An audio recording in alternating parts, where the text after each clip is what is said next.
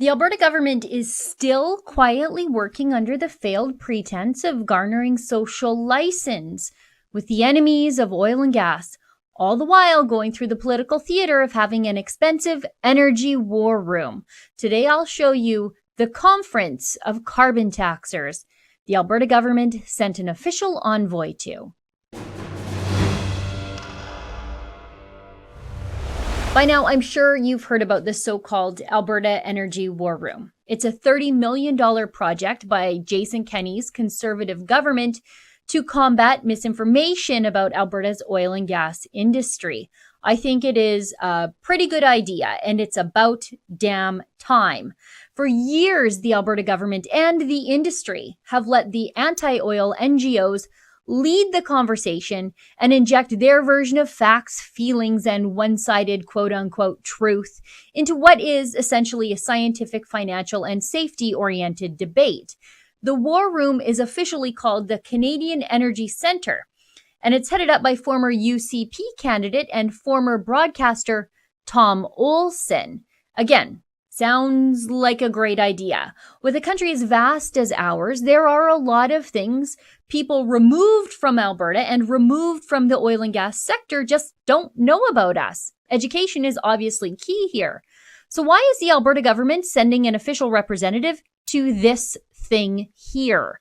It's called the Energy Future Forum. Let's read about it together from the official press release, shall we? The Energy Future Forum, the EFF, a new pan-Canadian initiative to develop policy answers that reduce greenhouse gas emissions and strengthen the economy, was officially launched today at a meeting in Toronto. EFF's inaugural gathering is being hosted by RBC. It includes more than 30 participants from the federal and Alberta governments, energy companies, environmental groups, the finance industry, Indigenous groups, universities, and research specialists. EFF is designed as a multi-year, multi-sector initiative to facilitate the innovative thinking needed to bridge the long-standing energy-environment divide and move Canada into a leadership position internationally. The Energy Future Forum's participants must reconcile two realities, said Edward Greenspan, president and CEO of the Public Policy Forum, which is leading the process. He said that the climate situation is growing more urgent and that history shows that energy transitions, such as steam to electricity, take time to develop. Today's inaugural meeting of the Energy Future Forum is focused on a discussion of possible early policy initiatives as well as longer-term process to understand the trade-offs associated with a range of potential initiatives. Trade-offs. What do you folks think those will be? Higher carbon taxes? Now, for those of you who think this isn't a pro-carbon tax summit or a vehicle for the Liberals' agenda for Alberta oil and gas and is instead just a meeting of the minds, well, there is this here right from that press release. The recent federal election confirmed Canadians are increasingly concerned about climate change while accepting an energy transition will unfold over time, Greenspan said. We are incredibly optimistic that the pieces are falling into place to address these issues decisively, efficiently, and equitably, and we are heartened by early indicators of process, such as Canada and Alberta's agreement on large carbon emitters. Sorry, but no. The last federal election confirmed only that Toronto and Montreal have a stranglehold on the entire country, and they will forgive a multitude of political sins by Justin Trudeau that they would definitely excommunicate another politician for. Oh, and there are so many sellouts and underminers on the list of attendees to this forum, like fraidy cat oil companies too scared of their own shadow and too politically correct to fight back whilst their businesses are destroyed and thousands of people are laid off. For example, there's Husky in attendance. They're on their second round of layoffs since the federal election just 2 short months ago. They are at the summit figuring out a way to transition away from their own business here in Canada while America is becoming an energy superpower.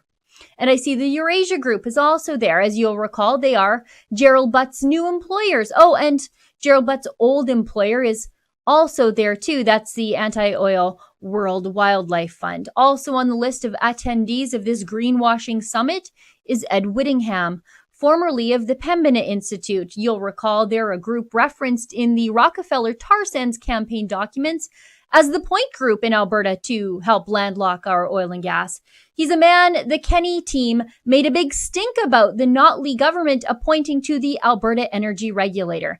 And yet now, the Alberta government legitimizes him by sending an official envoy to meet with him.